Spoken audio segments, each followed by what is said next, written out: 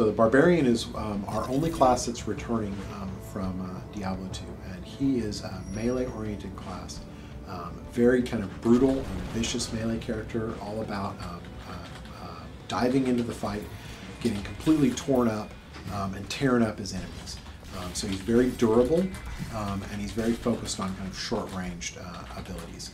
His one downside is he doesn't have a lot of range, so he tends to have a lot of abilities that kind of close with enemies. So some of his more signature abilities, he's got something called leap attack, which allows him to kind of leap from where he is anywhere on screen and land right in the middle of enemies, do a massive amount of damage.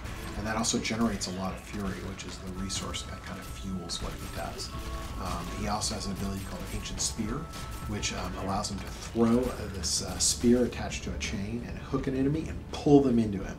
So even his ranged abilities really involve more melee attacks. And then he also has just very powerful kind of physical moves. He can hit the ground and cause a kind of localized earthquake, and we call that ability Seismic Slam. And he can also stomp on the ground and stun any enemies that are around him. We call that ability Ground Stomp.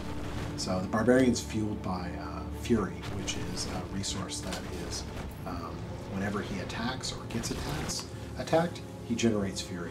And he uses those for like really, really powerful attacks, but he also has some skills that will generate Fury in big chunks or small chunks. So part of building a good Barbarian is getting a good balance of Fury generators and Fury spenders.